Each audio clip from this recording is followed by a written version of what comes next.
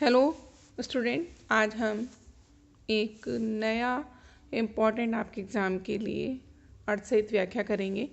तो बिना देर किए शुरू करते हैं। ऊधो मोहि ब्रज विसृत नाही, वृंदावन गोकुल वन उपवन, संघन कुंज की छाही, प्रात समय माता जसुमती, अरुनंदन देखी सुख पावत, माखन रोटी दधी सजोयो, अति हित साथ खवावत, गोपीगाल बाल संग खेलत, सब दिन हसत सिरात, सूरदास धनि धनि ब्रजवासी, जिनसो हित जसु तात।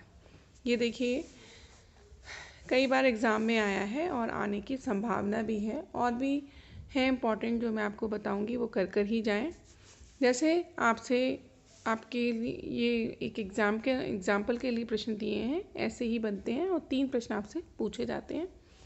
तो एक तो आपसे पूछेगा कि संदर्भ सहित व्याख्या कीजिए और इसका काव्य सौंदर्य भी बताइए। तो आपको काव्य सौंदर्य पता होना चाहिए और संदर्भ सहित व्याख्या करनी है। तो संदर्भ में हमें क्या लिखना है, प्रसंग में क्या लिखना है, यह आपको मालूम होना चाहिए।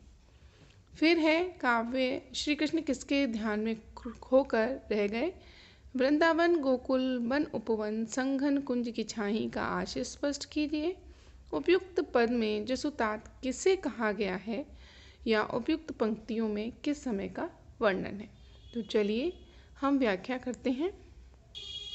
प्रसंग: प्रस्तुत पद में उद्धव ने मथुरा पहुंचकर श्री कृष्ण को वहां की सारी स्थिति बताई, जिसे सुनकर श्री कृष्ण भाव विभोर हो गए।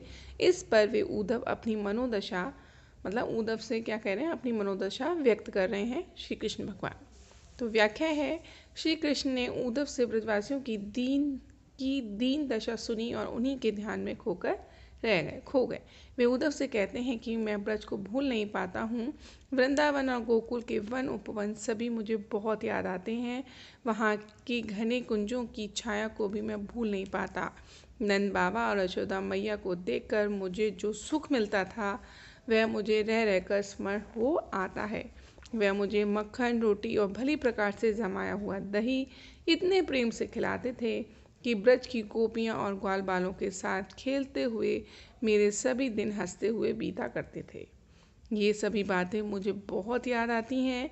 सूरदास जी ब्रजवासियों को धन्य मानते हुए कहते हैं कि और उनके भाग्य की सराहना करते हैं कि भाई भगवान कृष्ण यानी भगवान अपने साथियों को याद कर रहे हैं, उनकी चिंता कर रहे हैं। तो ये एक बहुत ही क्या कहें कि भाग्य वाली बात है कि भगवान उन चीज़ों को याद करते हुए खो गए हैं, क्योंकि श्री कृष्ण को उनके हित की चिंता है